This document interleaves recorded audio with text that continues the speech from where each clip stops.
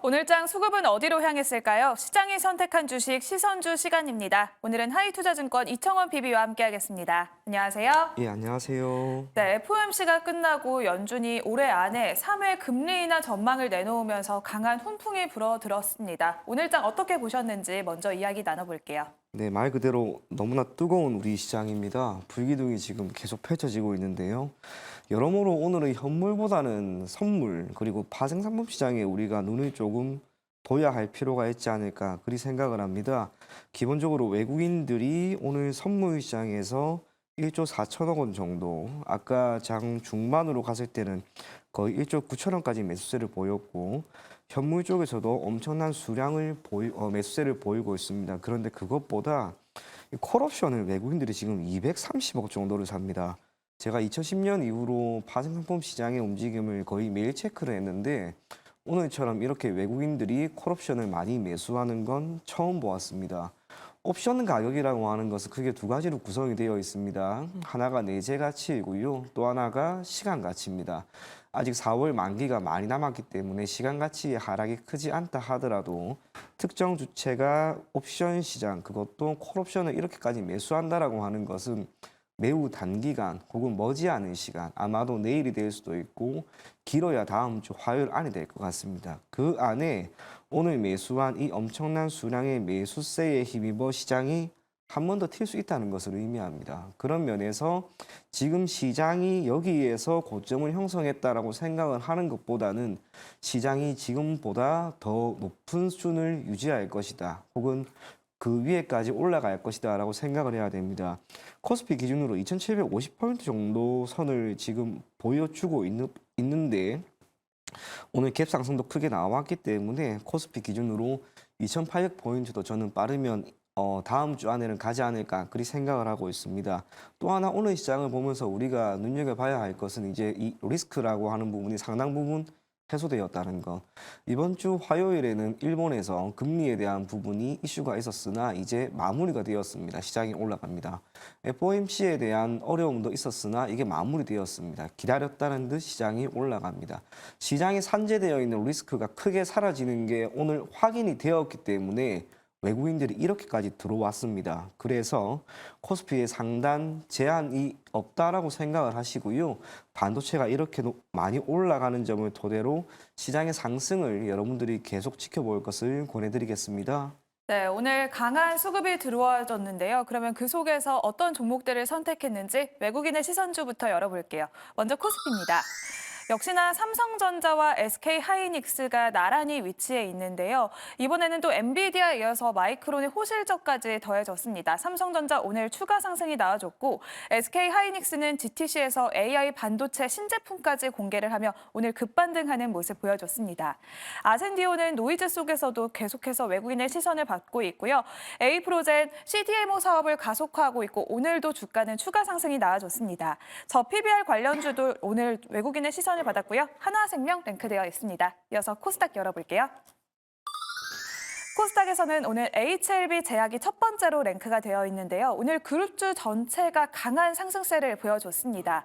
FDI 허가에 대한 기대감과 함께 또 HLB의 코스피 이전 상장, 여기에 이어서 바이오 벤처 투자 소식까지 더해지면서 그룹주 전체가 강하게 올라줬고요. 원전 관련주로 우리기술에도 오늘 외국인이 시선을 보내줬습니다.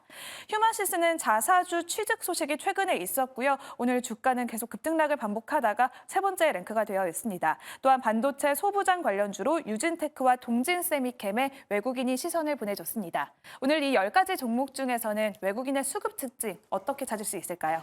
네, 반도체를 계속해서 그리고 듬뿍듬뿍 지금 담고 있습니다. 그러다 보니 우리가 느끼는 거, 체감하는 게 시장이 좋다라는 거죠.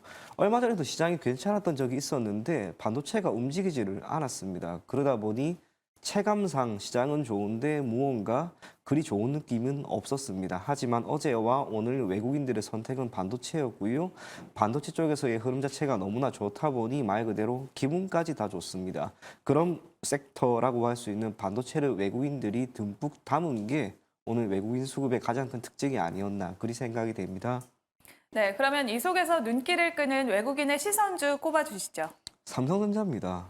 사실상 어제 오늘 삼성전자의 주가가 거의 10% 정도 올랐습니다. 시가총액 전체에서 차지하는 비중이 5분의 1이나 됩니다. 그걸 감안하면 삼성전자 한 기업이 우리나라 코스피 지수를 2%나 끌어올린 것과 같습니다. 뿐만 아니라 삼성전자가 이렇게 좋은 움직임을 보이다 보니 기존 SK하이닉스의 주가 흐름이 좋았을 때 소폭 소외되었던 반도체 기업들의 흐름까지 개선이 되고 있고 이게 시장 전반적인 훈풍을 견인하고 있습니다. 여러 가지 이야기가 있겠지만 1차적으로 마이크론의 이야기를 빼놓을 수가 없습니다.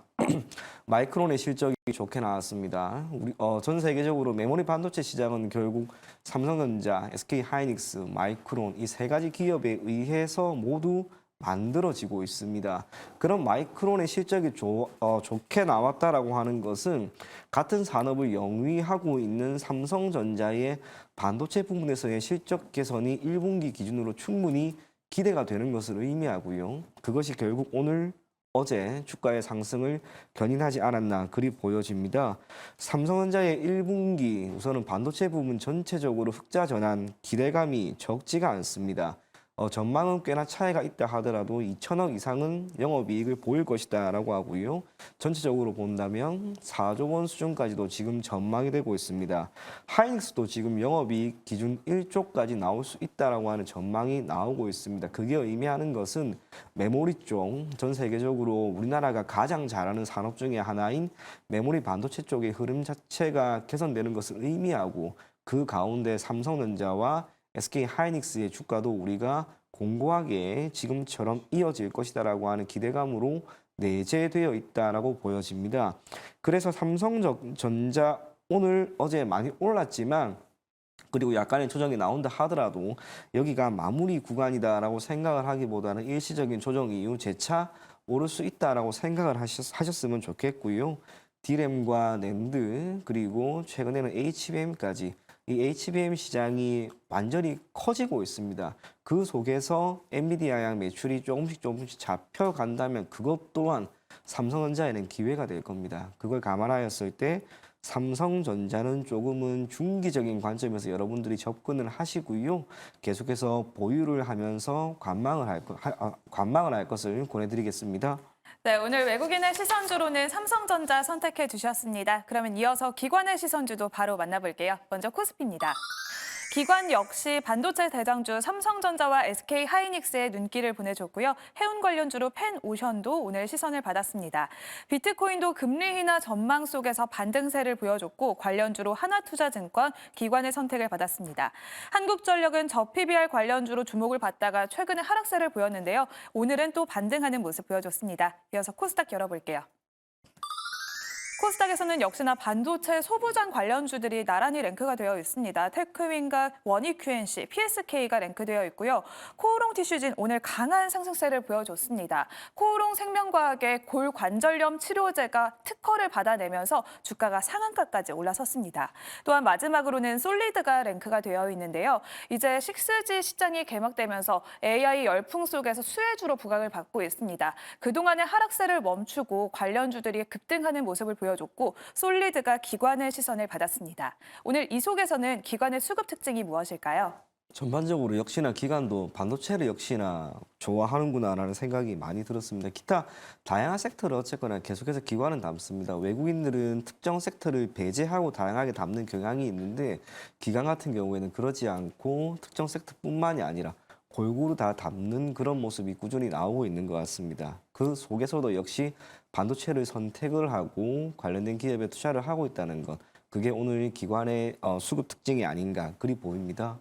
네, 그러면 눈길을 끄는 기관의 시선주는 어떤 종목일까요? 저는 한국전력입니다. 한국전력은 크게 두 가지 매력은 있다고 보여집니다. 첫째로는 저PB와 관련된 기업이다라고 하는 것. 정부가 기업 밸류 프로그램을 계속해서 확장해 나갈 거라고 보입니다. 그게 의미하는 것은 우리가 통상적으로 알고 있는 저PB와 관련된 기업들의 입장에서는 주가가 더 오를 수 있는 모멘텀으로 작용하지 않을까 그리 보여지고요. 한국전력과 같은 공기관의 경우에는 전반적으로 자산이 적지 않게 있습니다. 예전에 한 차례 자산 매각으로 인해서 영업이익이 급격하게 변한 게 바로 이 한국전력이고요. 지금도 보유하고 있는 다양한 자산을 특히 토지 같은 경우를 매각함으로 인해서 현금을 크게 늘릴 수도 있습니다. 그걸 감안한다면 한국전력은 여전히 저PBR 관련된 기업으로서 매력은 있다라고 보여지고요. 또 하나는 전기세입니다. 지금 총선을 앞두고 있습니다. 아마 그 전까지는 우리가 이용하는 전기료에 대한 인상은 나오지 않을 것으로 보여지나 계속해서 전기료 인상에 대한 필요성이 대두되는 시점과 함께 총선 이후 우리는 조금 아쉬울 수 있겠지만 전기세가 아마 오르지 않을까 그리 보여집니다. 한국전력 같은 경우 2018년 이후로 영업이익이 계속해서 적자를 보이고 있습니다. 2020년에 상당히 크게 나왔는데 그게 지난해 많이 줄어들었습니다. 우리도 한 달에 내는 관리비 기준으로 전기세나 난방비 같은 경우 지난해 많이 올랐구나라고 하는 걸 아마 다 느낄 겁니다.